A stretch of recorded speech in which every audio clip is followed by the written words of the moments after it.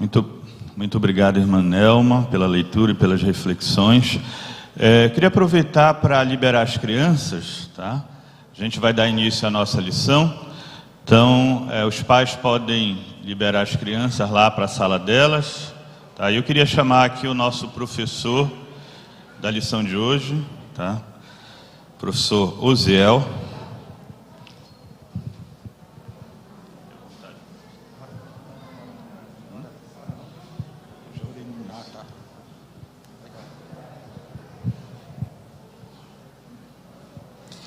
A paz do Senhor, irmãos, mais uma vez.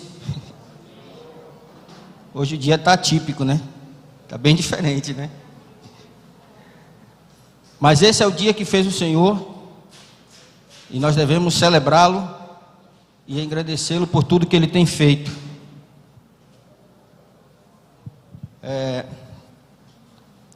Antes de iniciarmos a lição, como servo que serve na coordenação da comunicação, eu queria perguntar uma coisa para vocês. Quem dos pais aqui assistiram ontem o Zoe Festival de casa? Quem acompanhou o seu filho? Só? Legal. Mas já tem muita visualização lá. Foi boa a programação? Foi boa? É interessante para outros? É interessante que outros vejam? Sim ou não? Júlio, dá mais volume aqui, Júlio. É interessante? Como é que você pode fazer com que outras pessoas vejam os conteúdos de ontem? Compartilhando e dando o like. Isso é muito importante, irmãos, porque o YouTube, ele faz a leitura dos conteúdos que estão disponibilizados lá, através da quantidade de views e da quantidade de likes. O que quer dizer o like? Gostei, o conteúdo é bom, é interessante. Entendeu? Quanto mais visualizações tiver e quanto mais likes os conteúdos tiverem, mais ele vai ser disponibilizado para outros. Os conteúdos eles vão ser disponibilizados na primeira página do YouTube. Na hora que a pessoa entrar no YouTube, se tiver uma quantidade de views e de likes razoável, ela vai aparecer lá logo como destaque. Então, essa é uma forma que nós temos de evangelizar também. Esta é uma forma de nós sermos missionários, simplesmente com um gesto. Legal. Like.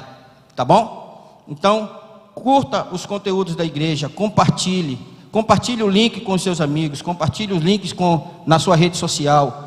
Divulgue no Facebook, compartilhe no Facebook, compartilhe no WhatsApp, porque esse é o nosso tempo. Lembra que Jesus disse que a palavra dele seria pregada nos telhados? Lembra disso? Então esse é o nosso tempo. Nós podemos ser evangelistas, nós podemos ser missionários, às vezes sem sair de casa. Entendeu? Deixa eu fazer uma pergunta para vocês. Se Jesus viesse ao mundo nessa época, tu acha que ele usaria Facebook, WhatsApp, Instagram? Acha? Sim ou não? Por que Jesus, quando ele ministrava sempre à beira do mar? Na maioria das vezes, ou na montanha?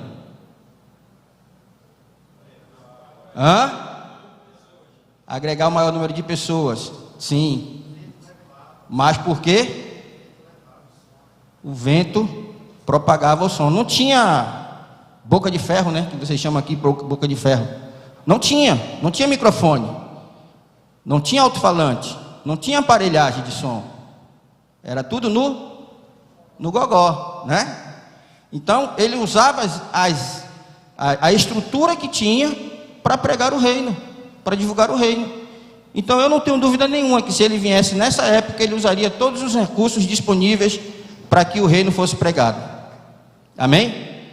Graças a Deus, ele veio há 2000 anos atrás, e nós estamos aqui sendo seus servos e tendo o privilégio de sermos ministros do Evangelho, às vezes mesmo sem sair de casa, às vezes sem abrir a nossa boca, com o nosso comportamento, com a nossa atitude, com os nossos compartilhamentos, A gente vê tanta coisa ruim na internet, a gente às vezes compartilha tanta besteira no WhatsApp, e a palavra de Deus às vezes a gente esquece de compartilhar, tá bom? Não é uma exortação, não, é só um compartilhamento de ideias para que a gente continue a avançar, tá bom? Deus abençoe vocês. Vamos iniciar a nossa lição? Quem recebeu a sua lição? Quem já pegou a sua lição? Eu sou de um tempo que a gente comprava a lição na igreja, né? Quem é desse tempo aqui? A gente comprava a nossa lição, aqui a gente ganha de graça. Que bênção, né? Isso é primeiro amor. Isso é primeiro amor. Então abra sua lição na lição 2.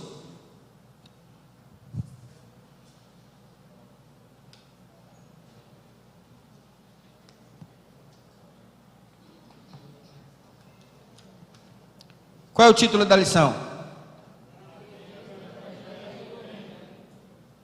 Vamos interagir bastante, tá? Isso é uma sala de aula, fechado?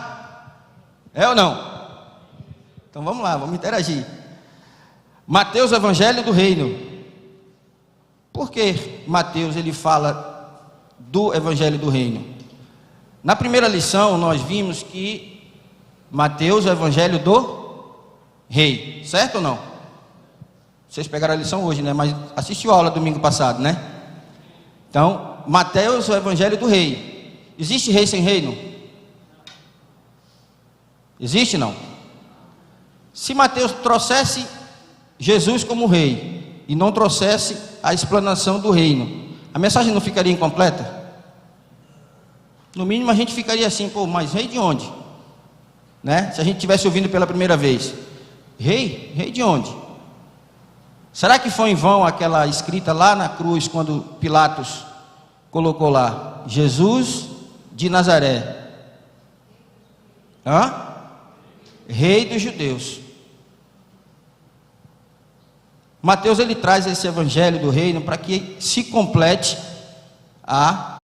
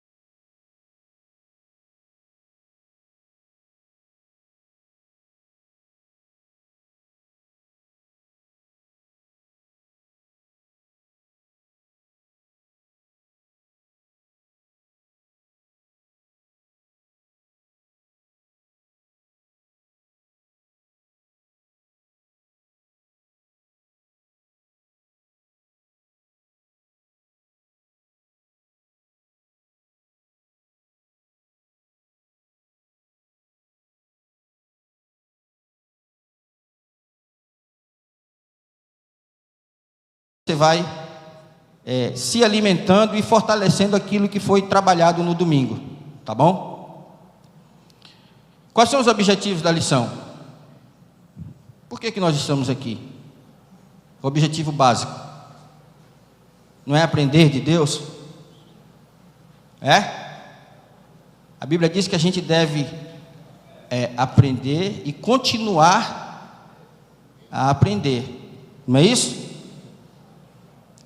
Os objetivos dessa lição é compreender a atuação e a manifestação do reino de Deus em todas as esferas, entender que existem princípios éticos, morais e espirituais que normatizam o reino, e crer que nos tornamos cidadãos do reino de Deus por intermédio da fé em Cristo.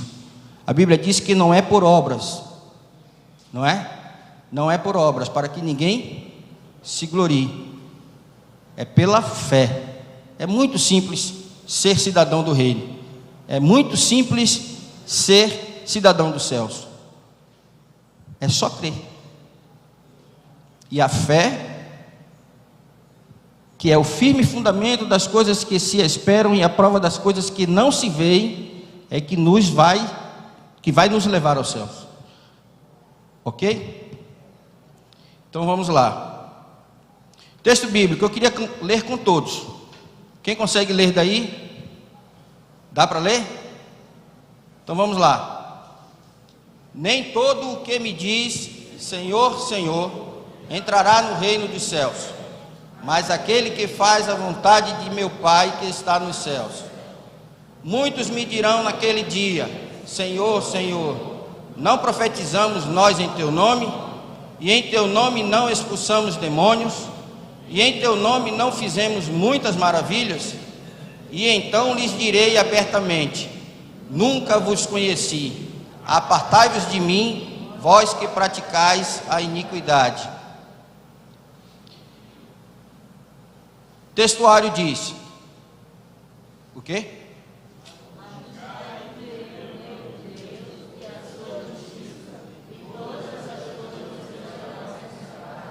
Algumas coisas serão acrescentadas? Todas. Quais são todas essas coisas?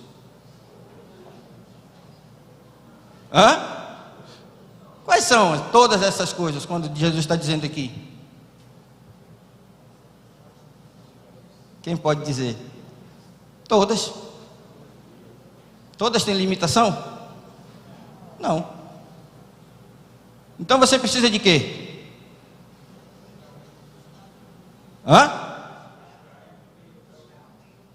Você precisa buscar o reino. Só isso. A Bíblia diz assim, Jesus disse assim, que nós não devemos estar ansiosos por coisa alguma, porque o Pai suprirá. Não é assim? Então a primeira coisa que eu preciso me preocupar como cidadão do reino é buscar em primeiro lugar o reino. Eu não posso estar aqui só de passagem. Não podemos estar aqui só de passagem. Estão entendendo? A partir do momento que eu priorizo Deus, o pastor tem falado muito sobre isso. A partir do momento que eu priorizo Deus, que Deus ele é Senhor e não apenas Salvador, que muitos de nós temos Jesus como Salvador, não temos como Senhor. Mas a partir do momento que Ele é Senhor das nossas vidas, e nós buscamos Ele como prioridade, todas as coisas serão acrescentadas. Então, é possível a gente dizer que não nos falta nada? Quem concorda? Irmão, mas lá em casa hoje não tem nem o que comer. E aí?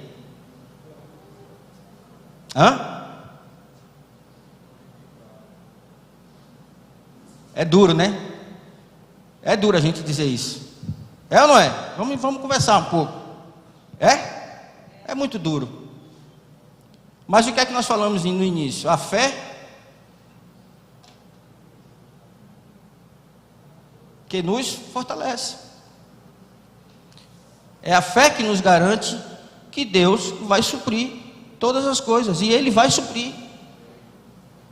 Ele não é homem para que minta, nem filho do homem para que se arrependa. Então, se Ele diz assim, busque primeiro o reino de Deus e a sua justiça, e todas essas coisas vos serão acrescentadas, Ele vai suprir. Só que o grande problema nosso é o seguinte, que nós somos limitados pelo cronos, ou seja, pelo tempo, não é? Tudo nosso gira em torno do tempo. Eu tenho horário para levantar, eu tenho horário para ir dormir, eu tenho horário para bater o ponto na empresa, eu tenho horário para almoçar, eu tenho horário para isso, eu tenho horário para aquilo. Acabei de ficar mais velho essa semana, está ali o Acion, que fez aniversário ontem, e esse mês, rapaz, julho é top. Julho só nasce gente top. Cláudio, é ou não é? Se você não acha, eu acho. Hoje é o dia de... Eu falei o quê? Júlio, tem muita gente. Eu falei mês de julho? É a idade. Acabei de ficar mais velho, é a idade. Olha aí, ó, cheio de cabelo branco. Outubro. É porque eu queria falar Júlio, que fez aniversário também esse mês, cara. Você não entendeu? Você entendeu Júlio com LH, eu falei Júlio com I-O, Júlio, entendeu? Outubro só nasce gente top.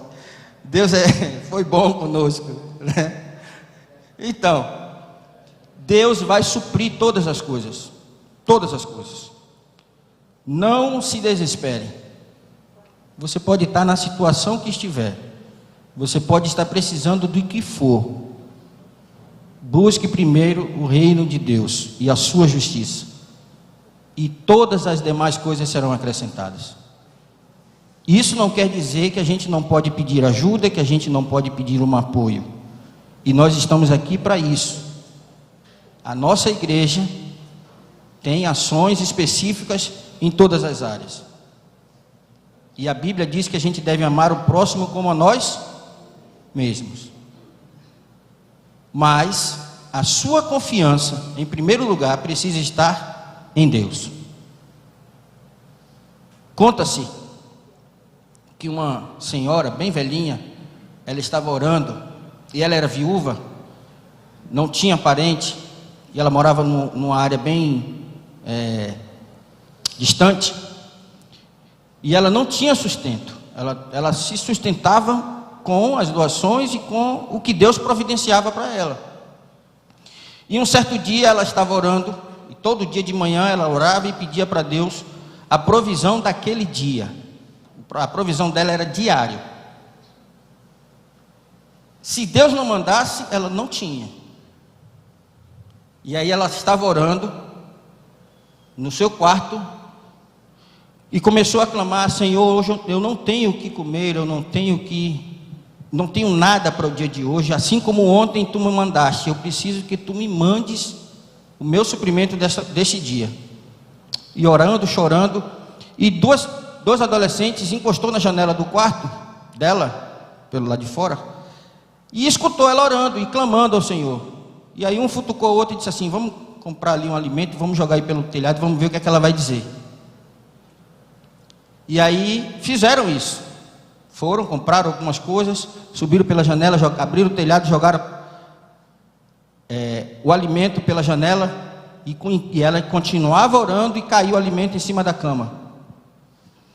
E aí ela levantou as mãos para os céus, e se ela estava orando alto, pedindo, imagine na hora de agradecer, né? Ela abriu o vozeirão: Senhor, muito obrigado porque tu ouviu a minha oração e mandou o meu alimento. Aí os adolescentes do lado de fora disseram assim: não foi Deus não, fui eu que trouxe. Ela fez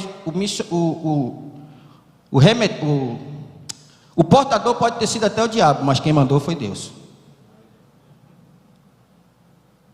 E aí? Tu acredita ou não? Não importa como vai chegar a sua bênção. Não importa o que Deus vai fazer para trazer aquilo que você precisa. Não importa. Ele vai trazer. Não se apegue ao cronos. Não se apegue ao tempo. Porque Deus não tarda. Ele chega na hora. Tá bom? Vamos avançar. Algumas informações aqui para a gente seguir a lição. Nenhum outro evangelista falou ou escreveu tanto sobre o reino quanto Mateus. Mateus, ele traz, ele relata as mensagens e as parábolas de Cristo, do reino, né, as palavras de Jesus, mas ele é quem mais destaca o reino na sua carta, no seu evangelho, né? A palavra reino aparece no livro de Mateus mais de 55 vezes. E por 32 vezes aparece a expressão reino dos céus. Das muitas palestras, das muitas parábolas que Jesus falou e Mateus relata no seu evangelho, apenas 5 delas não começam com a expressão o reino dos céus é semelhante a. Quem já viu essa versão na Bíblia, né? O reino dos céus é semelhante a. E aí conta-se a parábola. Ou então o reino dos céus é, não é assim? Qual é a diferença? Ou por que isso? O que entendemos como reino? O que é que você entende como reino? Se você disser assim, reino, fulano de tal é rei, e ele tem um reino. O que é que você entende por reino? Quem pode falar? Ninguém? Vamos lá. Reino, ele está ligado normalmente a uma faixa territorial, né? Que é comandado por um soberano, e que esse soberano é quem dá as ordens naquele reino, certo? Reino tem essa conotação de uma faixa territorial, demarcada ou não, mas está ali, é o reino de Davi, por exemplo, o Império Romano, certo? O reino dos céus, em Mateus, significa o quê? Significa essa faixa territorial? Significa esse espaço demarcado, coordenado ou liderado por um soberano? É isso que o reino dos céus significa em Mateus? Quem acha que é ou que não é? Não, claro que não. O reino dos céus em Mateus, ele está falando de relacionamento. Relacionamento. Quando João começa a anunciar, eis que é chegado o reino dos céus, ele apresentou algum mapa? Está aqui, ó. O reino dos céus é isso aqui. Foi isso que ele fez? Não.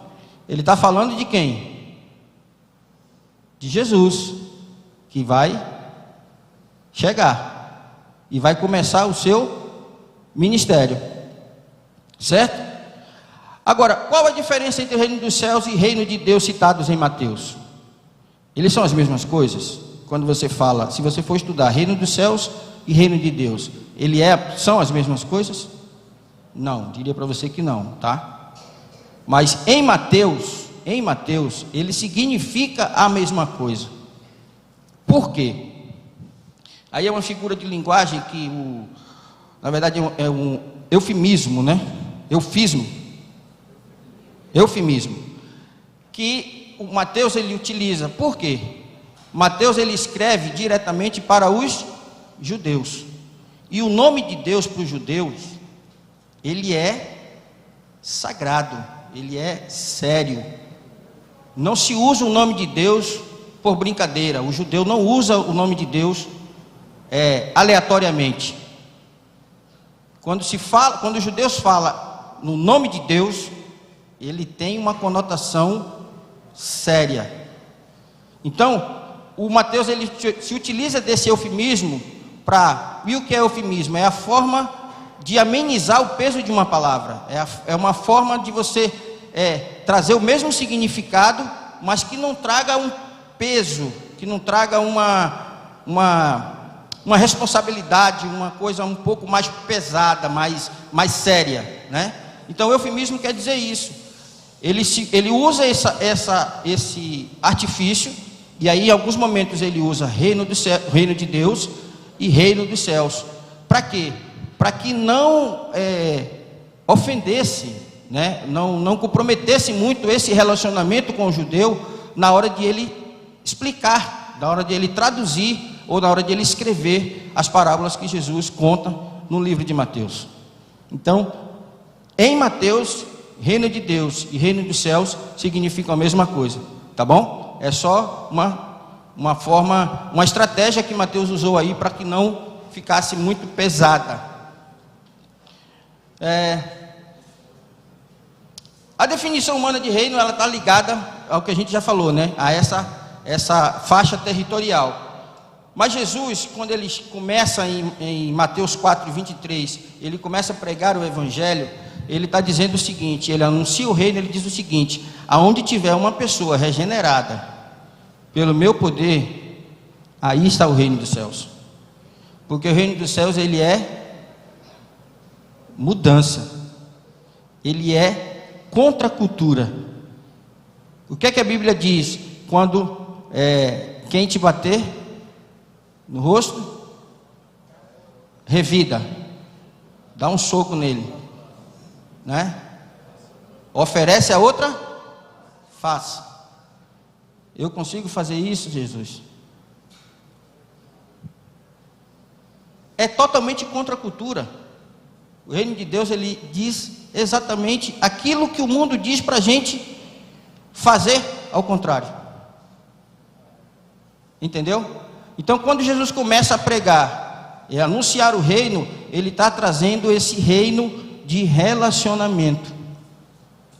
E Jesus, nas suas diversas parábolas, ele compara o reino de Deus a algumas coisas. Vamos ver aqui.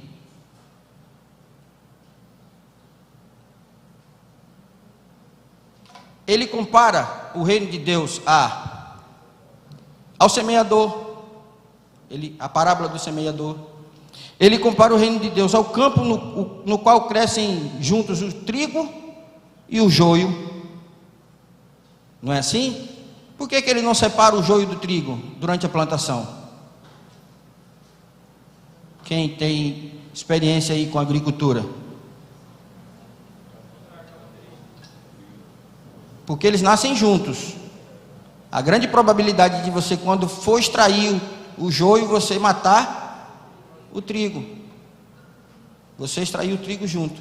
Então é melhor esperar, deixa crescer junto. Pode fazer.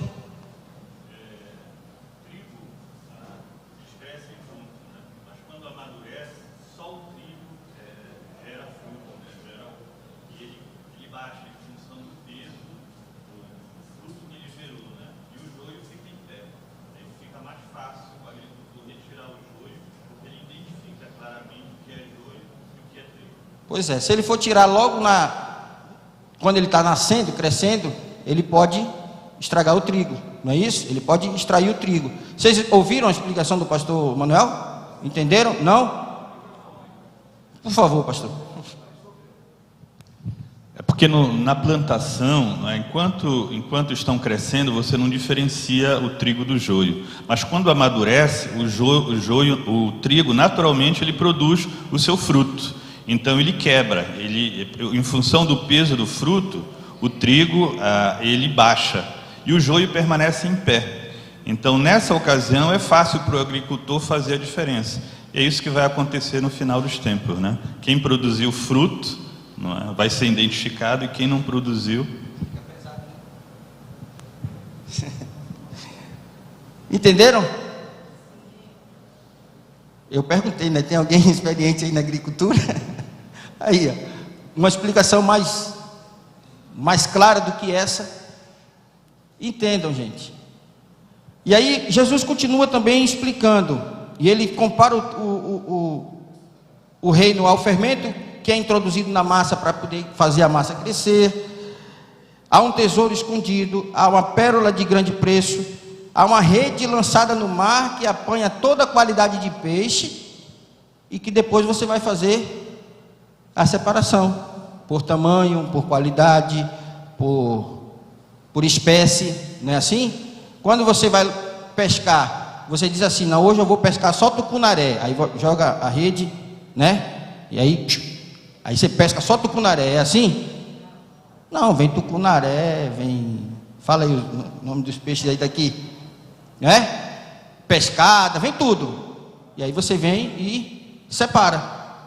Jesus, ele faz essa explanação e essa comparação ao reino para mostrar para a gente exatamente isso, que ele não faz acepção de pessoas. Todos que vêm até ele, independente se é tucunaré, se é pescada amarela, não importa. A rede é lançada e ele traz todos até ele. A partir do momento que a pessoa o aceita e se converte, vai chegar lá no final com frutos. Nesse meio, vem joio também? Vem ou não?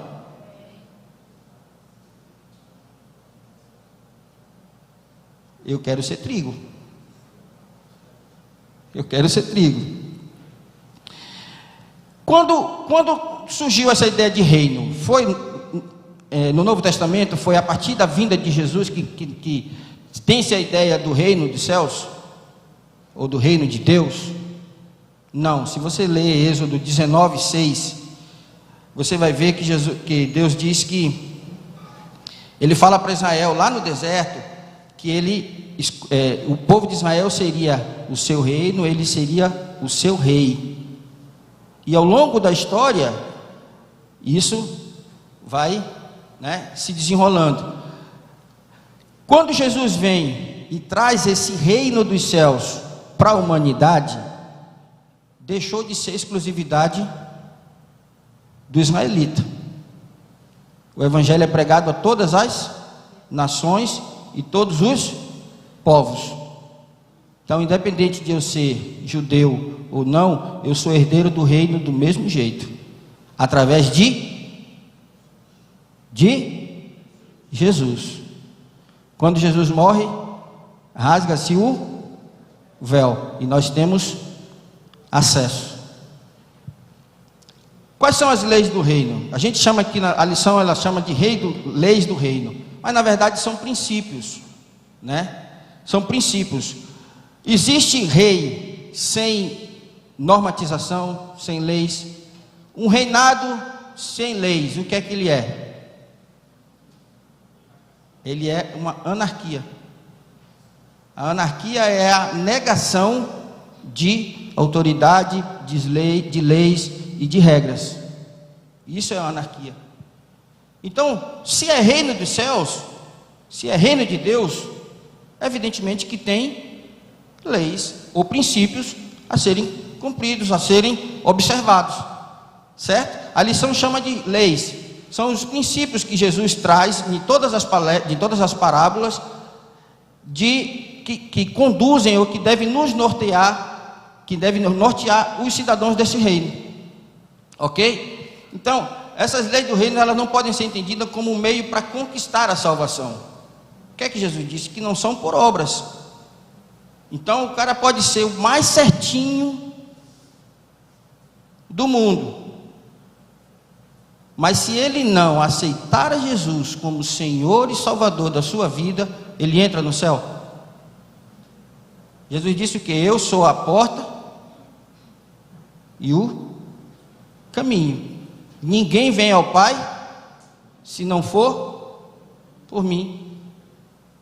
Então não são as obras que nos capacitam, não são as atitudes corretas, não são os procedimentos corretinhos, a pessoa mais ilibada que existe no mundo que vai ter direito ao céu. Não é isso. Se ele não aceitar Jesus como Senhor e Salvador, ele vai ouvir aquilo que está lá no início do texto da lição: eu não vos conheço. Essas leis, esses princípios, eles descrevem a condição interior e as ações exteriores dos que já são cidadãos do reino. É para isso que servem os princípios. É isso que Jesus traz nas suas parábolas e nos seus ensinamentos. São os princípios para nos nortear, para nos levar até o céu. Mas como que a gente vai divulgar o reino? Eu sou cidadão do céu, eu sou embaixador do céu. O que é que Paulo disse? Que nós somos nação eleita, sacerdócio real, povo santo, escolhido. Não é assim? Como que eu vou representar esse reino? O camarada é embaixador do Brasil e ele vai a uma missão exterior. Ele vai de qualquer jeito? Em algumas situações, tem ali o nosso PP ali, que tem bastante experiência no militarismo. Em algumas situações ele tem que ir recomendado, correto? por maior patente que ele tenha, mas ele precisa ir recomendado. Ele não vai de qualquer jeito. E nós vamos ao céu de qualquer jeito? Como eu posso representar o meu rei, Jesus, se as minhas ações exteriores não condizem com os princípios que ele orienta e que rege o reino dele? Tem condições? Não tem condições. Você não consegue representar. Nós não conseguiremos representar se for assim. Lá no Sermão da Montanha, pode acompanhar na sua lição, nas leis do reino. No Sermão da Montanha, Mateus ele traz a parábola do Sermão do Monte também, né, mais conhecido como Sermão da Montanha. Jesus nesse sermão ele dá algumas orientações e ele sintetiza algumas coisas, alguns princípios para que os seus súditos, nós, os seus discípulos, sigamos. Então aqui tem uma divisão sintética do Sermão da Montanha. A introdução está entre Mateus 5, os 2 primeiros versículos. Na parte 2, ele fala das bem-aventuranças ou o caráter do cidadão do reino. Na parte 3, ele já fala da conduta do cidadão do reino diante da lei. Na parte 4 desse mesmo sermão, ele já está trazendo orientações de conduta do reino em relação a Deus. E na parte 5, ele traz a conduta do cidadão do reino diante dos valores da vida. Lembra que nós falamos no início? Não estejais ansiosos com o dia de amanhã. Isso é uma situação nossa diária ou não? Jesus está dando orientação. Não esteja preocupado. Cuida do que é meu, que eu cuido do que é teu. Me dá prioridade. Eu sou o Senhor da sua vida. E eu sendo o Senhor da sua vida, eu preciso ter a prioridade na sua vida. Então, esse sermão, ele traz essas divisões e essas orientações, e ele fala de 4 esferas. Caráter do cidadão, fala da conduta do cidadão diante da lei, em relação a Deus e em relação às circunstâncias da vida. Então Jesus ele já deixou todo o script, todo o desenho para que nós sejamos completos, para que nós sejamos felizes por completo. O que é que a Bíblia diz? De que se queixa o homem? Aí ele mesmo responde: queixe-se dos seus próprios pecados. Eu não posso queixar e nem reclamar de Deus. Não posso. Se eu tenho alguma coisa para reclamar ou para achar de errado, esse errado vai estar sempre em mim, nunca em Deus. As leis éticas e as leis morais, ou princípios éticos e princípios morais. O que é ética? Ética ela tem origem no grego, ethos, quer dizer morada, habitat, refúgio, e está associada ao caráter, à índole, ao modo de ser de dado indivíduo. Quantas vezes a gente escuta assim: o cara mau caráter, né? Ou esse cara tem um bom caráter, esse camarada ele tem uma índole boa, né? Isso é ética. O que quer dizer isso? A ética, os princípios éticos nas parábolas de Jesus, ela está falando de relacionamento pessoal. Como é que eu me comporto ou como é que eu me relaciono? Já a moral, que tem origem no latim, moralis, é igual a está relativa aos costumes e relaciona-se ao conjunto de regras aplicadas na sociedade. Você quer ver uma coisa, a diferença entre moral e ética? Vamos dar um exemplo.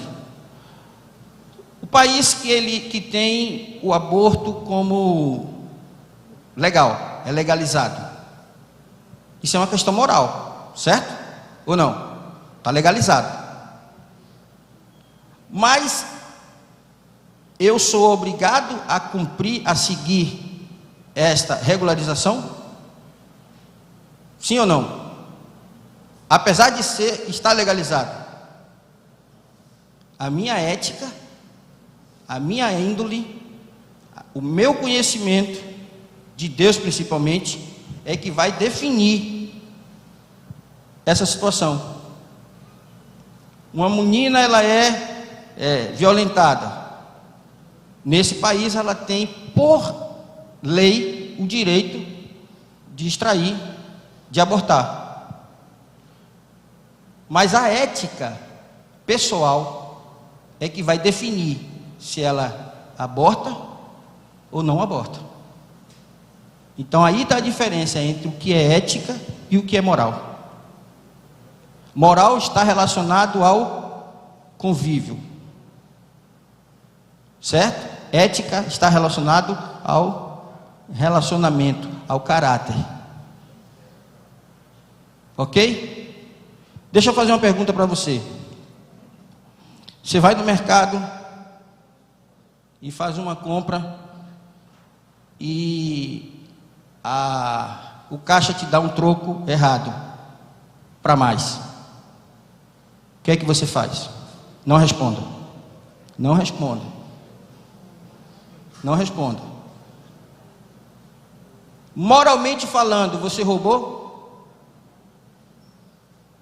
Sim ou não? O que é que você acha?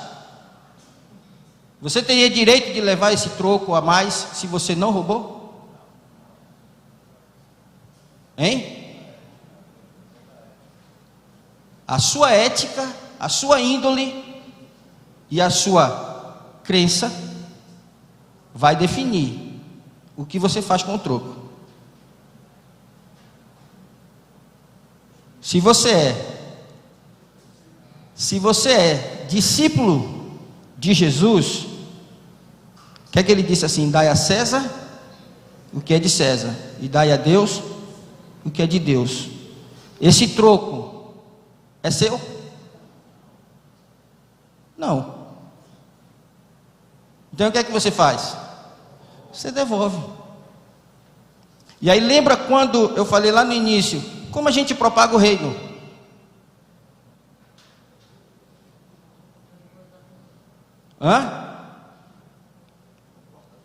Comportamento. Está ali, ó. As ações exteriores, o que eu faço, como eu me comporto. Porque não se engane, irmãos. Você pode ir no mercado a primeira vez. Se você é discípulo, você é identificado, correto ou não? O que é que a Bíblia diz? Que nós estamos rodeados de uma nuvem de tão grande testemunhas. Pode ter certeza que você talvez não conheça a pessoa, mas a pessoa conhece você, ou reconhece você, através da sua atitude. Você devolve o dinheiro, o troco. Normalmente, qual é a ação ou a reação dessa pessoa? Muito obrigado. Porque, no geral, não se devolvem. E aí você é testemunha de Deus. Você é servo e súdito do reino. Através dessa simples atitude, que a sua ética, a sua índole, a sua fé, em primeiro lugar, traz o reino até aquela pessoa. Quantas vezes acontece isso e a pessoa diz assim: você é crente, né? Ou não? Você é crente, né? Zé, deixa eu só falar um negócio com relação a isso que é interessante. assim, não é bom que a gente dê esse testemunho, mas é interessante porque se veio no meu coração e a minha mente, né? Se veio o meu coração e a minha mente, deixa eu falar, tem a ver com relação ao que tu estás falando, é ética e moral. Eu fui ao caixa eletrônico uma vez e saiu, tirei um valor e saiu um valor a mais do que veio no caixa, do que eu tirei. Caixa eletrônico, 24 horas. Como é que eu devolvo isso? Como é que eu vou fazer? É difícil, né? Por isso que eu estou falando isso, porque de repente já até aconteceu, ou talvez isso venha a acontecer com você. O que aconteceu? Eu saí do caixa, fui no banco mais próximo, porque foi o mesmo banco que eu tirei, então eu fui no mais próximo. Cheguei lá e não souberam me responder. Quando eu falei para eles assim, olha, eu tirei um certo valor e veio X a mais, e eu queria devolver. O cara ficou me olhando assim, né? Ele disse, tu quer devolver um valor que saiu do caixa eletrônico, do 24 horas? Foi? Eu disse, sim, quero devolver. Aí ele disse assim, espera aí que eu vou lá dentro perguntar. Ele foi lá perguntar, não teve resposta. A resposta que trouxeram para mim foi o seguinte, olha, eu vou te dar um número do 0800, você liga porque quem supre os caixas não é o banco, é uma empresa seguradora e tal. Aí contou a história, eu digo, não, faz sentido. Beleza, me deu 0800.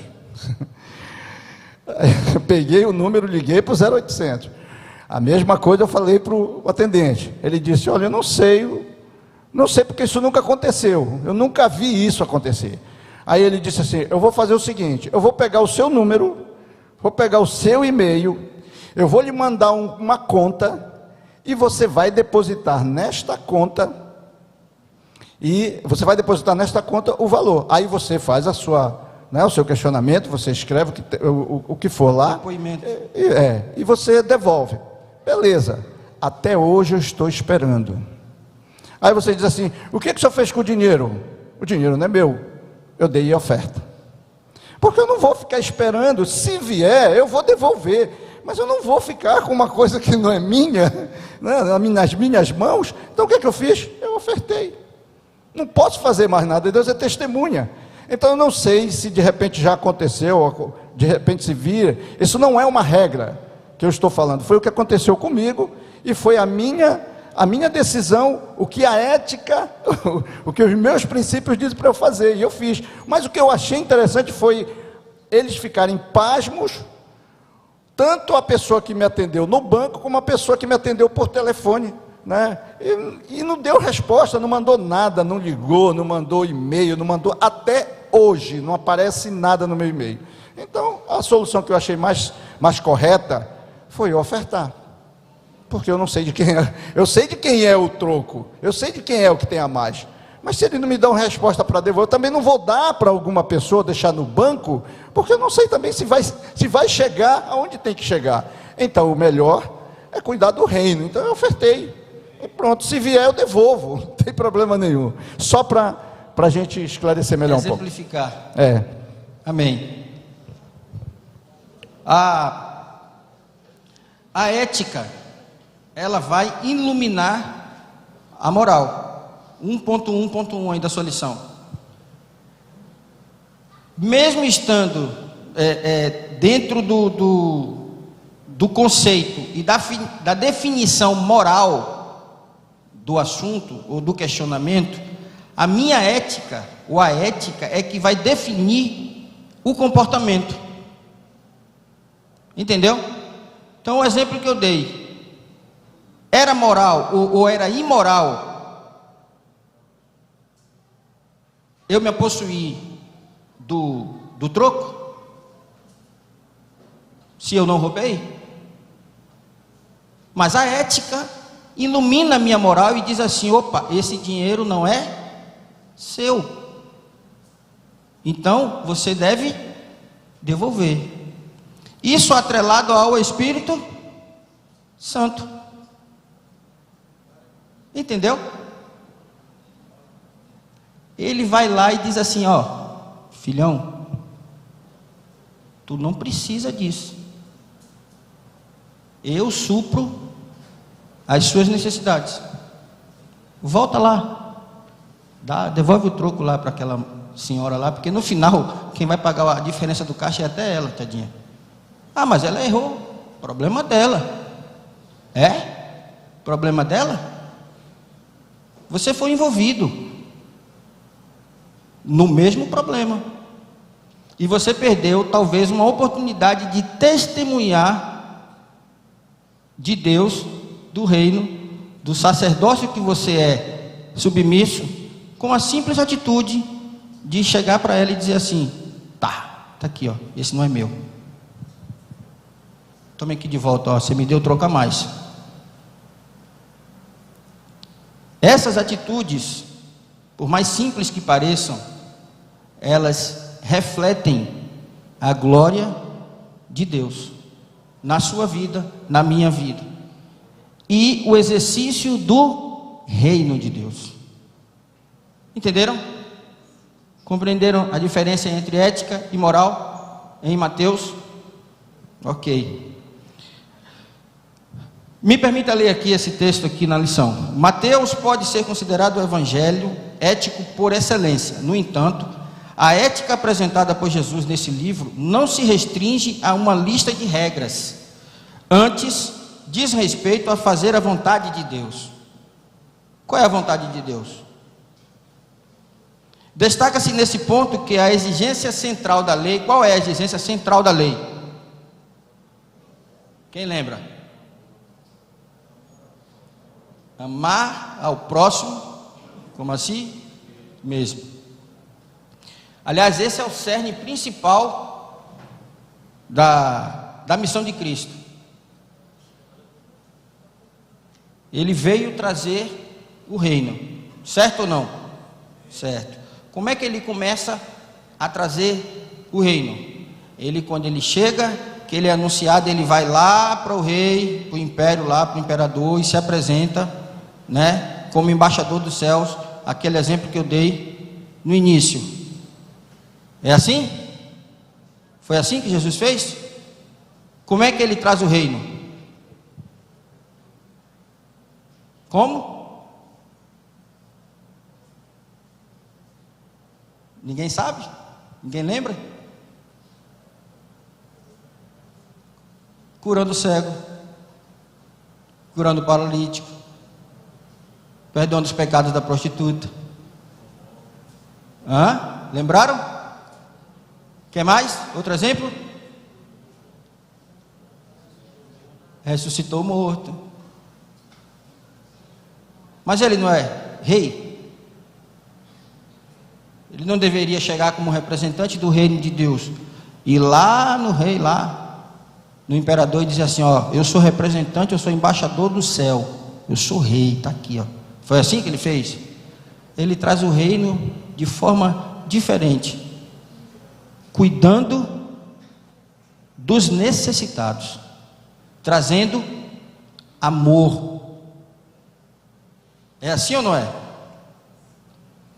Enquanto a ética e a moral do mundo dizem: o que você me faz, faço a você, a ética e a moral do reino afirmam que Deus, o que Deus tem feito para mim, eu farei por você, ou eu preciso fazer por você. Essa é a ética do evangelho do reino. Dentro das parábolas e dentro do reino existem as leis e os princípios espirituais. A gente fala muito sobre a lei da semeadura, né? O que a gente colhe, a gente... Não, é isso. O que a gente planta, ó, tem aluno esperto aí, ó, atento. O que a gente planta, a gente colhe. É bereanos, é. O que a gente planta, a gente colhe. Só que tem um detalhe dessa lei da semeadura. Talvez a gente, às vezes, não observa. A gente falou mais cedo sobre o Cronos. O Cronos também influencia na semente. Porque cada semente ela tem o seu tempo de frutificação. Dizem que tem um ditado chinês que diz que quem planta tâmaras não colhe tâmara. Você sabe por quê?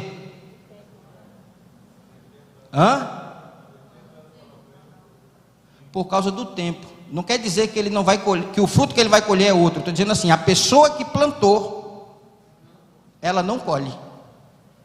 Porque o tempo que a tamareira leva para dar o primeiro fruto, segundo algumas pesquisas que eu já fiz, passa de 100 anos. Não sei se tem algum outro de 80 para cima. Ok. Então, a possibilidade dessa pessoa que plantou não chegar aos 80 para ver o fruto é grande ou não é? Mas se ele não plantar, não vai ter a tâmara. Concorda? Então não importa o tempo que vai levar para a colheita chegar. Tenha certeza do seguinte: você plantou, você vai colher. Aqui no mundo espiritual você vai colher. O pastor Duarte, Cláudio Duarte, ele brinca muito, e uma das formas alegres de ele trazer a palavra, ele diz assim: olha, a colheita é inevitável, certo? A plantação, ela é opcional. Então, se a colheita eu não posso evitar, mas a plantação, ela é opcional, então eu preciso ter inteligência para escolher qual a semente eu vou plantar, para poder ter bons frutos. Entende? Aí entra aqui as leis espirituais, os princípios espirituais.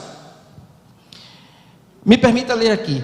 As leis éticas e morais dizem respeito ao relacionamento dos cidadãos do reino com os cidadãos do mundo. Lembra a ética? Relacionamento. As leis espirituais, em contrapartida, dizem respeito ao relacionamento dos cidadãos de Deus, do reino, com o Deus do reino. Então, enquanto a ética e a moral, ela vai me permear, ou vai me orientar no meu relacionamento com o próximo, as leis espirituais, elas vão me permear, ou vão me orientar a como me relacionar com o rei, o dono, o Deus desse reino. Entende? Voltando aqui na ética, eu esqueci de trazer isso aqui para você. A gente tem o privilégio hoje, na nossa época e na nossa igreja, de ouvir falar muito, e nós sermos muito ministrados sobre cosmovisão bíblica, ou não? Às vezes a gente acha um assunto chato, né? Repetitivo, mas como é que se aprende?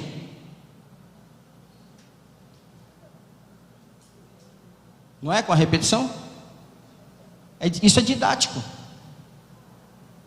O que a gente escuta, daqui a 2 semanas, provavelmente você se lembra de 10%. Então é preciso que daqui a 2 semanas, você se lembre de novo. Então, a cosmovisão nada mais é do que isso aqui, ó.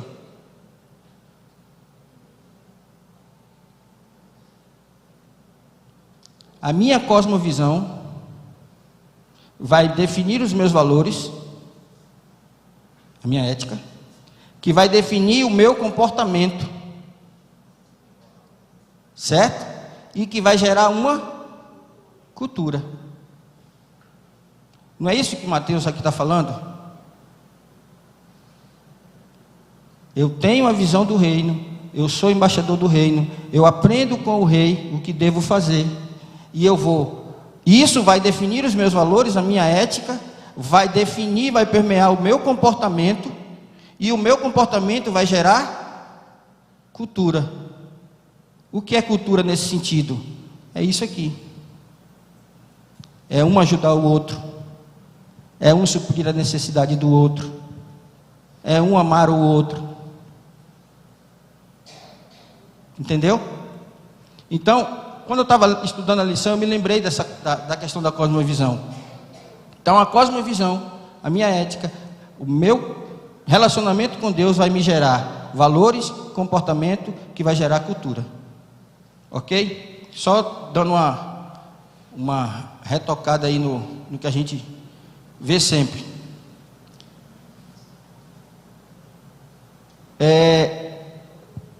Jesus, ele diz assim para a gente: vós sois sal da terra e luz do mundo.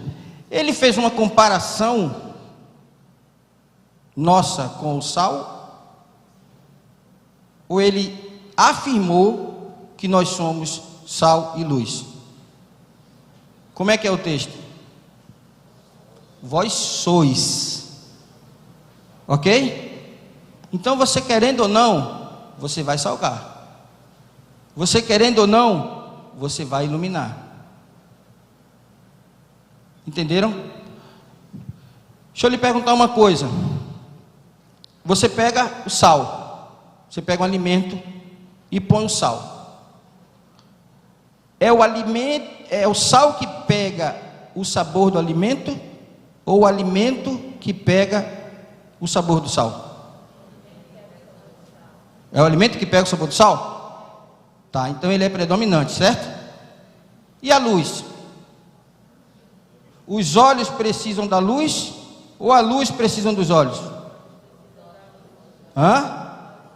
Os olhos precisam da luz. Então, meu amigão, deixa eu te falar uma coisa. Aonde você chegar, ou tu vai salgar no ponto certo, ou você vai salgar para ficar intragável. Não é assim? Se você errar no ponto do sal, você consegue comer aquele alimento? Ou no mínimo você vai ter uma crise de pressão, né? Aí vai ter que ligar para a doutora Keila. Doutora Keila, pelo amor de Deus, minha pressão está alta.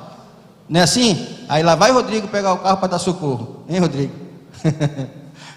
Entendeu? Você vai salgar. Então seja útil. Salgue no tempo e na medida certa. Ok? Eu preciso ser sal na medida certa. E eu preciso iluminar.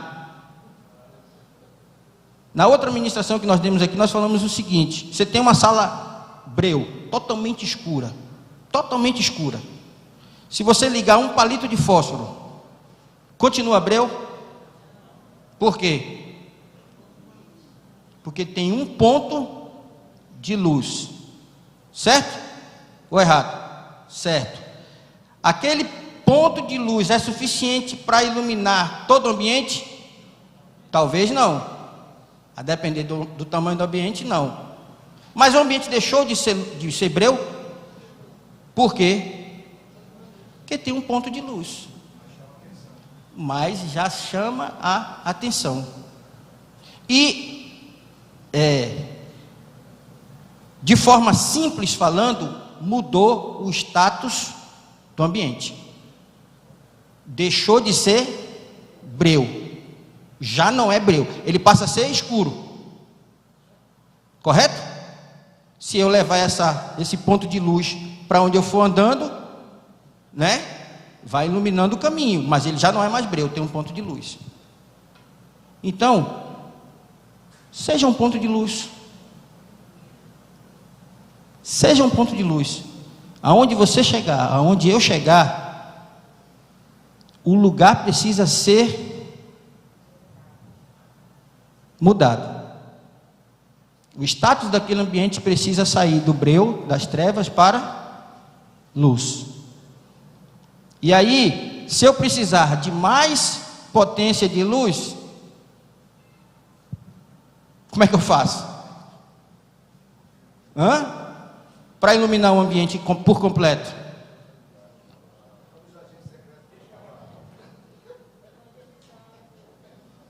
As minhas atitudes, o meu comportamento, não é assim?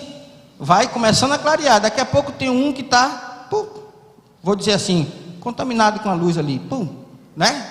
Se pudermos usar esse termo, a tua luz, pum, multiplicador de luz. Gostei dessa definição. Ok, já puxaram a minha orelha ali. Como ser um cidadão do reino? Vamos lá no tópico 2, vamos avançar. Falando do relacionamento, a gente precisa ter um relacionamento horizontal, irmão e a justiça, e com Deus. Nós já falamos sobre isso, né? As leis espirituais. Dentro dessas leis espirituais, nós temos destacado na nossa lição 10. Vamos falar dela rapidinho. Doação e liberalidade sem pensar em recompensa. Está em Mateus 6, de 2 a 4. Depois você faz a leitura, tá bom? Oração, adoração, perdão, jejum, desapego das coisas materiais, crença na provisão divina, não julgar o próximo, discernimento, prática da palavra. Essas 10 leis espirituais destacadas aqui vai nos dar segurança e vai nos fazer sermos multiplicadores de luz, como disse a irmã ali, tá bom? Como ser um cidadão do reino? Se alguém quiser vir após mim, renuncia-se a si mesmo, tome sobre si a sua cruz e siga-me. Seguir a Cristo é opcional, sim ou não? Ele disse: se alguém quiser. Mas a partir do momento que você decide a segui-lo, existe alguma condicional para você?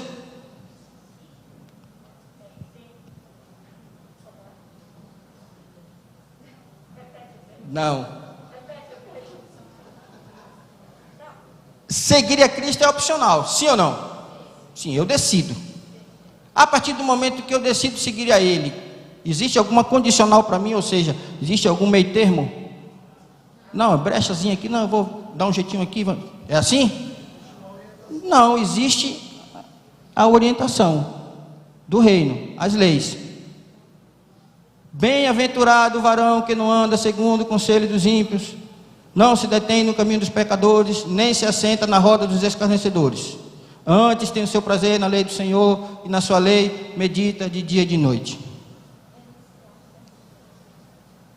Para eu ser abençoado, ou para eu ser bem-aventurado, o que é que eu preciso fazer? Só tem um caminho. Entenderam?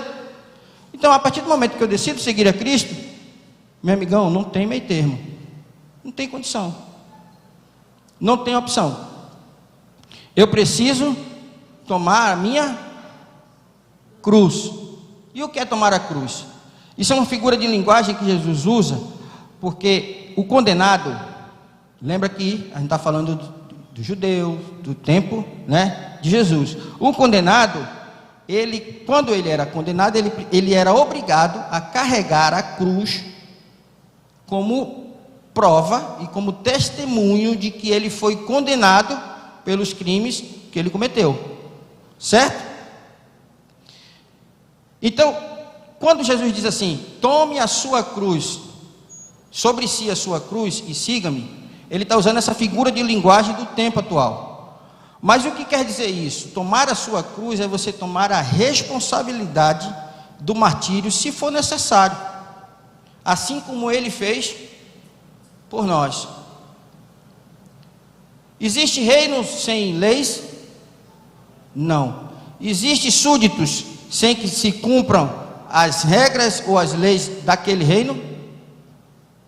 Existe? Não. Então eu preciso seguir a Cristo, mas com a cruz. O que é a cruz? É essa responsabilidade cristã. Priorizar o reino. Entende? Me permita ler aqui, no tópico 2. Assim como um condenado à execução não pode ocultar a sua cruz, pois era obrigado a transportá-la publicamente, assim também um discípulo de Cristo não teria como ocultar sua fidelidade como cidadão do reino, com os resultados dessa responsabilidade em sua vida. A cruz é o símbolo da responsabilidade cristã, e é impossível ter a Cristo no coração se não houver uma cruz nos ombros. Quando ele diz siga-me, esta condicional diz respeito a seguir a Cristo diária e constantemente, não apenas por um determinado tempo. O que é que Paulo fala no seu finalzinho? Combati o bom combate, acabei a carreira e guardei a fé. Então tem tempo para você seguir a Cristo? Tempo determinado? Não. É até que Jesus volte. Sim ou não? Ele voltando em glória ou ele voltando para ti? Como é que é ele voltando para ti? Estão com medo de falar? Ó, se eu morrer agora, Jesus voltou para mim. Amém. Ou não? Esse é o tempo. Você é herdeiro de um reino transcendente. O que quer dizer isso? Transcendente, ele não se aplica a limitações ou delimitações políticas, geográficas, como acontece nos reinos dos homens. Eu botei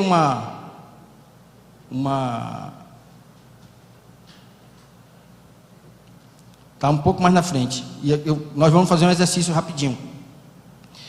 O reino transcendente, ele é atemporal. O que é que Jesus disse? Eu fui ontem, sou hoje e amanhã. O reino de Deus, ele transcende tempo, transcende geografia, transcende espaço, ele é eterno. E você é herdeiro desse reino. Algumas premissas: o reino de Deus, ele representa seu domínio.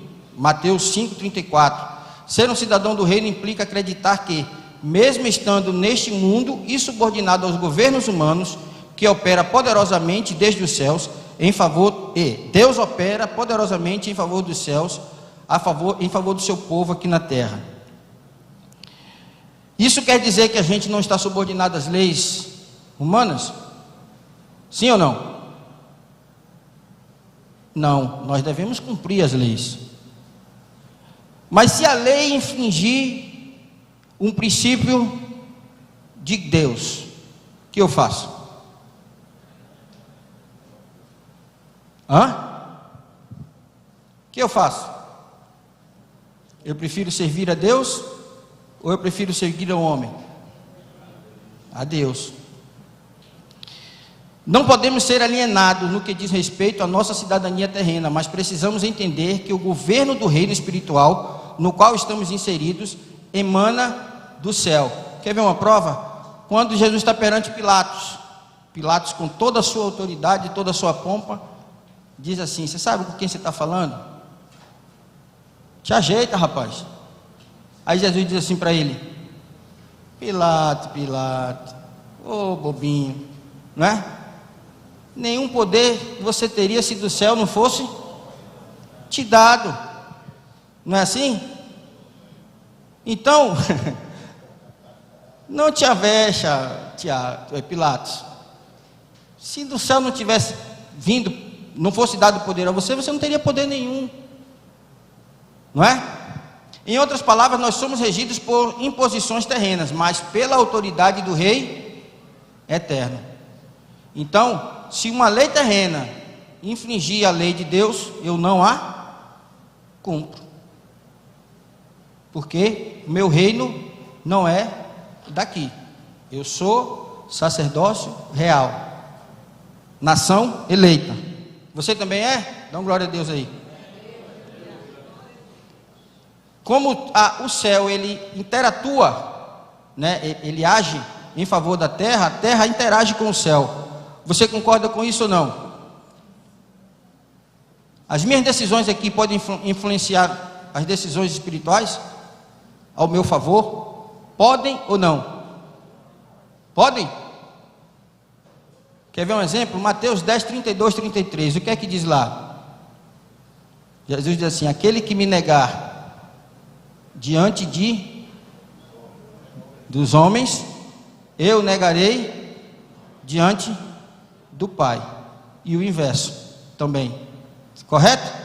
Então as minhas decisões aqui, elas podem sim influenciar nas decisões espirituais ao meu favor. Ou até daqueles que me permeiam. Eu sou sacerdote do meu lar.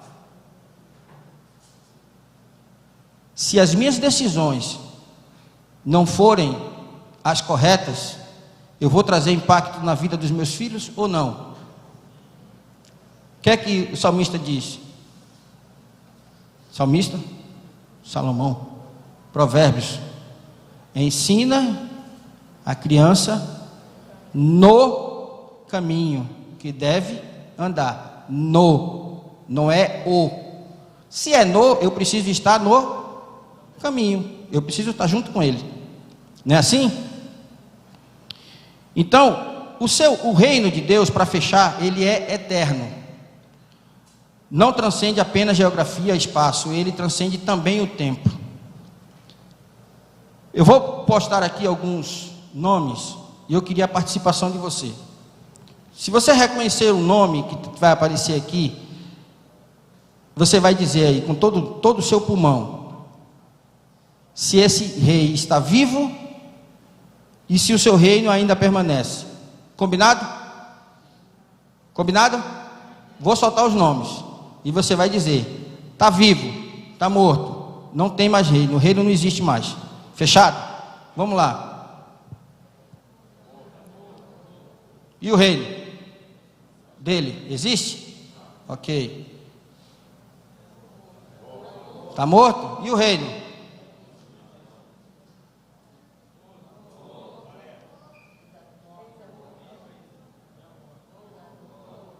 Morto, vamos lá. Tá, ok. E o reino dele? Vivo? Rei Salomão, rei Davi, está vivo? Rei Ezequias? Ok. Está vivo? Está vivo? Está vivo mesmo? Não parece. Parece, Cachado, que ele está vivo? Hein? Jesus está vivo ou não está? Amém. E o reino dele? Você é o que do reino dele? Hein? Cidadão, rapaz. Escuta essa conversa. Oxe. Oh, rapaz. Salmo 145, 13 diz assim, ó: o teu reino é eterno e o teu domínio permanece de geração em geração. Você só está aqui porque o reino de Deus é eterno. Ele transcende todas as gerações. Jesus, ele veio há 2020 anos atrás. E você está aqui adorando ele. O reino dele é eterno, gente. Aleluia. O tempo não pode influenciar o reino de Deus, pois ele é eternamente, passado, presente e futuro. Você é um cidadão desse reino. Esse reino ele já estava preparado antes da fundação do mundo. Não é coisa nova que chegou aqui em Mateus, no Novo Testamento. Deus pensou esse reino lá na fundação do mundo. Levou alguns anos para que isso acontecesse, mas glória a Deus que aconteceu, e ele vai ser estabelecido para sempre. Hoje nós não o vemos, mas um dia nós o veremos face a face. Deus te abençoe.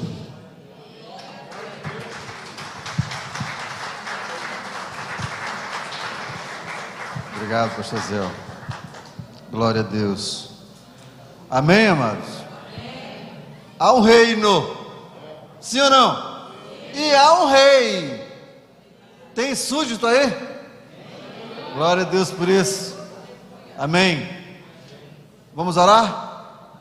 Deus nosso, louvamos o teu nome, exaltamos a ti e a tua graça.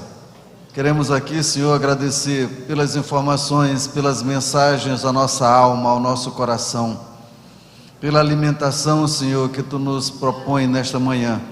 Deus, muito obrigado, Senhor. Nós aqui abrimos o coração, abrimos a nossa alma para te receber como nosso Rei.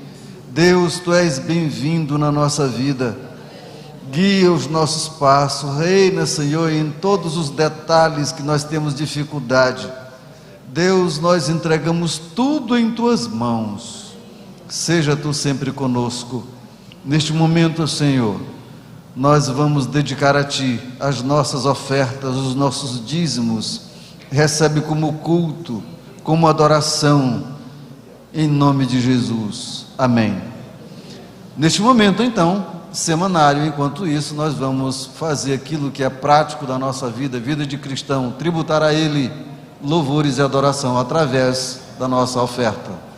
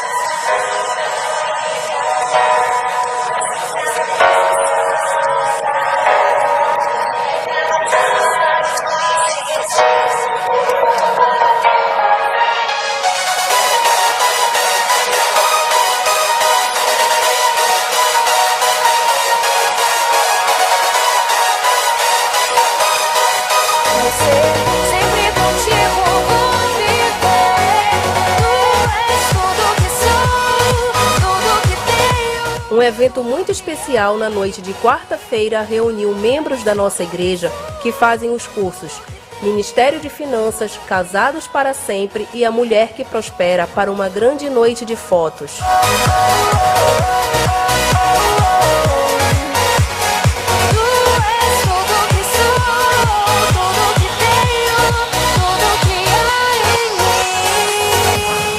Começamos a nossa quinta-feira com a reunião de oração e logo em seguida tivemos as nossas preparatórias.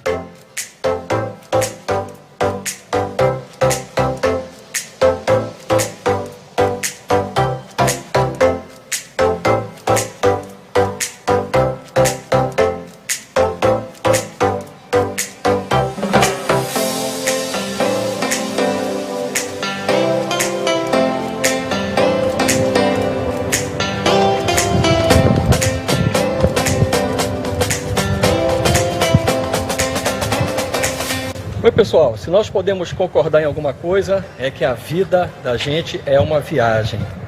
E nessa viagem a gente precisa saber para onde está indo e como estamos indo. A gente precisa de faróis como esse aqui para nos indicar. A palavra de Deus é o maior e o melhor farol que nós temos. E o destino de todos nós é o céu. Que a gente possa aprender e cada vez ficar mais fortalecidos. Excelente Zoe para todo mundo. Zoe!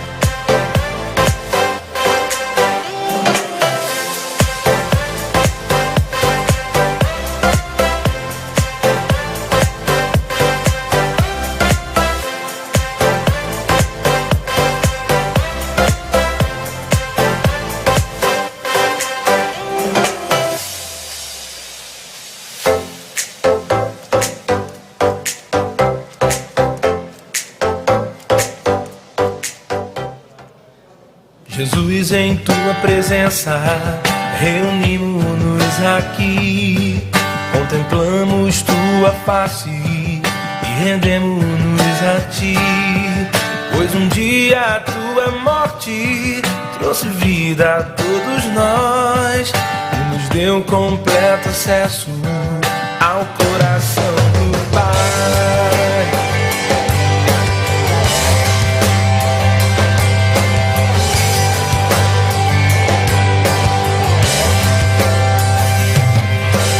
Jesus, em tua presença, reunimos-nos aqui, contemplamos tua face e rendemos-nos a ti, pois um dia a tua morte trouxe vida a todos nós e nos deu completo acesso ao coração do Pai. Véu que separava, já não separa mais.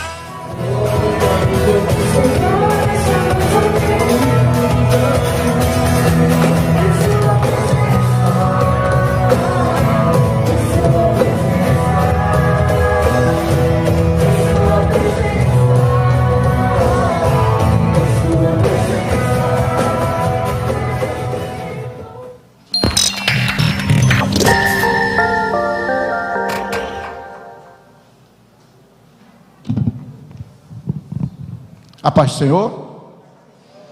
Que bênção, foi uma bênção o Zoe ontem, né?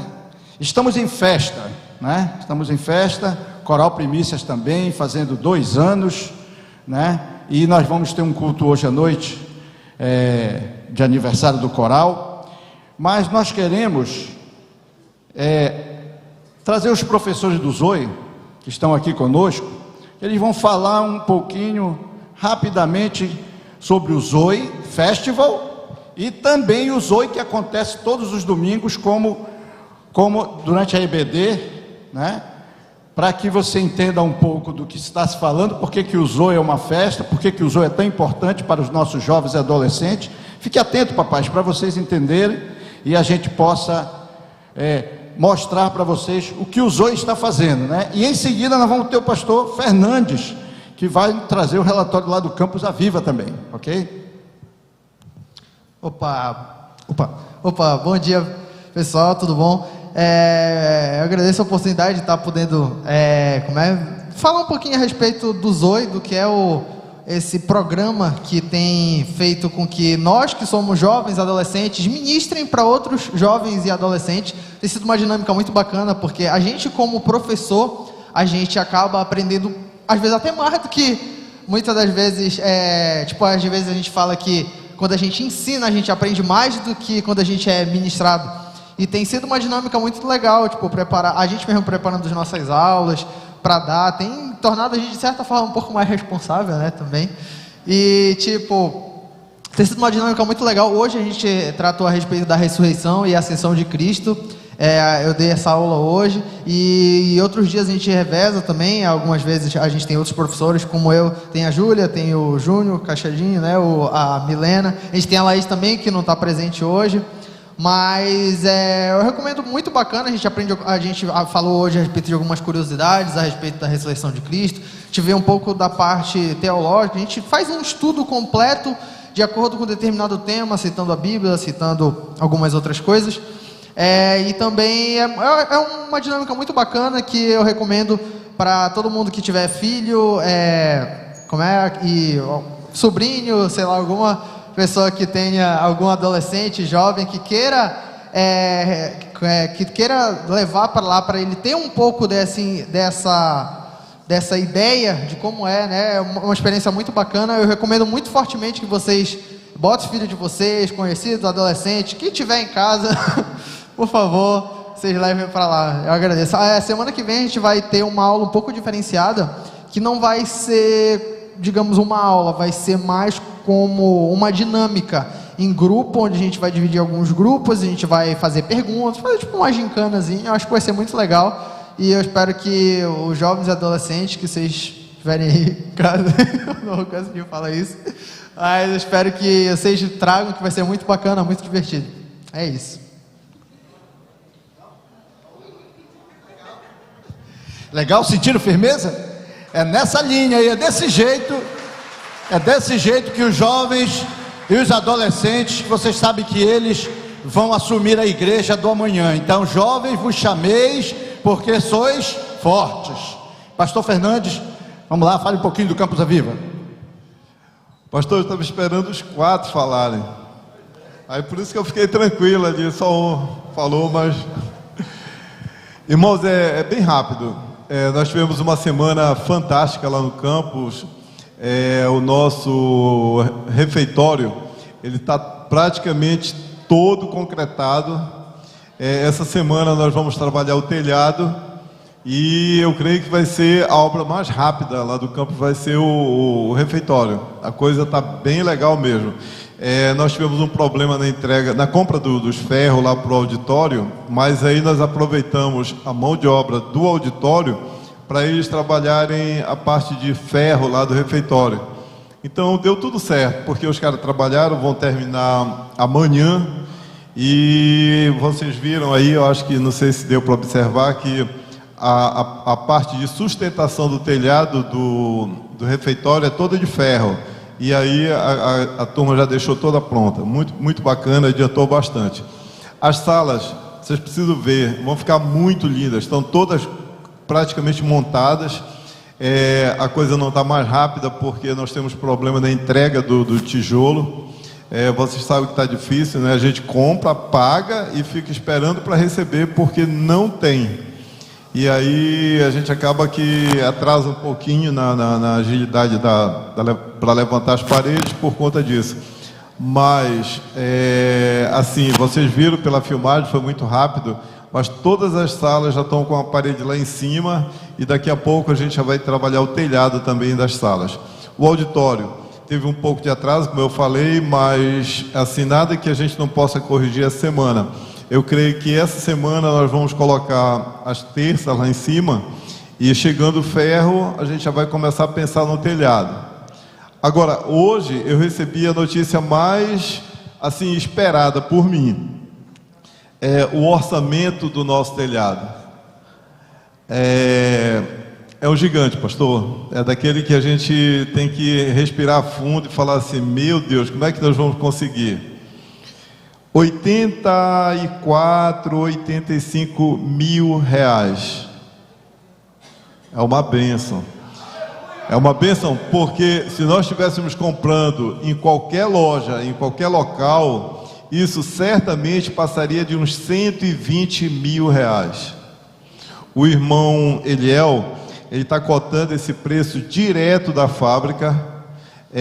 Isso aqui é com tudo, tá, irmãos? O telhado vai chegar, vai ser colocado, ele tem um acabamento especial, são telhas com isolamento acústico, um material anti-chama, é um negócio assim de primeira. Está incluído aí também a mão de obra. Não, mas a mão de obra, o irmão Eliel falou que eles vão, a firma dele vai doar essa mão de obra, que nada são uns 6 mil reais, parceiro. É puxadinho aí. Então nós vamos começar o nosso grande desafio para a gente cobrir o nosso auditório. Eu só não estou mais apreensivo, pastor, porque essa semana, por coincidência, pelo menos umas 2 ou 3 pessoas me procuraram, dizendo assim, irmão, quando é que começa o desafio do auditório? Eu tenho a minha doação para fazer. Então, eu sei que algumas pessoas estão ansiosas, esperando, e nós vamos conversar isso hoje, se Deus quiser, porque agora que nós temos o valor, a gente já pode começar a nossa guerra aí, tá bom? Então, se você puder, pense, converse com a sua esposa, veja o que vai fazer, e as ofertas elas vão ser colocadas diretamente na conta do Instituto Aviva ou repassadas para a igreja. Basta que ela seja identificada. Na vez passada eu fiz uma relação com toda a turma da igreja e saí falando com um por um, né? E a maioria doou, nós já arrecadamos naquela época mais de 20 mil, foi um outro momento. E aí eu falei, o nome de todo mundo está na relação. Aí teve uma irmã que não doou, porque o nome dela não estava na relação. Agora eu vou fazer o seguinte, ou eu pego lá com a secretaria o nome de todo mundo realmente, para que a gente não deixe escapar ninguém, ou então vai ser diferente. Cada um vai tomar a iniciativa de chegar até ali na tesouraria e fazer a sua oferta. Eu acho que vai ser mais legal, vai ser mais elegante da parte de todo mundo. Mas nós vamos vencer esse gigante, pastor, tenho certeza. E vai ser muito rápido, porque o orçamento, ele tem uma validade de 10 dias. Então, o tempo vai ser bem curto, mas nós vamos conseguir. Nós temos conseguido sempre com a ajuda de Deus. A nossa igreja, como eu falei, é guerreira. Nós vamos chegar lá. Que Deus nos abençoe. Obrigado, pastor Fernandes. Eu creio, pastor, que o Senhor está fazendo coisas maravilhosas, grandes, e Ele tem muito ainda, porque o que os olhos ainda não viu, o coração ainda não sentiu, e o ouvido ainda não ouviu, é o que o Senhor tem preparado para nós. Não é a construção do complexo do Instituto Aviva, é o que Ele tem preparado para nós como igreja, e Ele está nos aguardando, né? Porque só Ele tem palavra de vida eterna. Então que a gente creia nisso. Vamos agradecer ao Senhor então, podemos ficar de pé, porque o Senhor é bom. Tudo que Ele falou hoje, né, tudo que Ele passou de ensinamentos para nós, que a gente bote em prática, que a gente retenha, mas retenha e mostre em atitudes, para mostrar para Ele que nós estamos seguindo as suas pisaduras, né, e para o mundo, porque nós somos sal e luz. Então que o Senhor continue nos dando força para caminhar, né? Então não esqueçam, mais tarde nós temos o Bereanos, né, às 5, temos o culto aqui, jovens, né, com a pegada mais jovem, mas é o primeiro culto da igreja, e à noite o culto de celebração. Então convide. Eu esqueci só de perguntar se nós temos algum visitante. Você que veio pela primeira vez, não é o Bruno, que o Bruno já se apresentou, o Bruno já está aqui, já conversamos bastante, ele ama a EBD, olha só que coisa boa. Então está aqui, não ele o visitante, perguntando se tem alguém que veio pela primeira vez, né, aqui na EBD. Não temos. Então estamos os líderes e os potenciais líderes estão aqui. Então vamos orar e agradecer ao Senhor, porque o Senhor é bom e a sua misericórdia dura para sempre. Pai, muito obrigado pelos ensinamentos, obrigado pelo Zoe Festival, Senhor, obrigado pelas palavras que recebemos, pelos ensinamentos, Senhor, pelas ministrações e edificações que Tu tem feito para a Tua igreja, seja qualquer faixa etária, Senhor. Vemos a Tua mão abençoadora, a Tua mão que nos ajuda a caminhar e estar firmes, olhando para Ti como autor e consumador. Nós te amamos, Senhor, obrigado por esse amor incondicional, porque Ele é Teu, porque Tu nos amaste primeiro. Nós oramos a Ti, te agradecemos, no nome poderoso de Jesus, aquele que vive e reina para todo sempre. Você que crê, diga amém. E que o amor de Deus, o nosso Pai, a graça do nosso Senhor e Salvador Jesus Cristo e as consolações do seu Santo Espírito estejam com você, meu irmão, com você que nos assiste pela internet, pelas redes sociais, e que você seja abençoado, e que as consolações do seu Santo Espírito estejam com vocês, e que o Senhor continue abençoando a sua vida. Você que crê e recebe, diga amém. Amém. Vamos em paz, um grande almoço, até mais tarde, em todas as outras programações.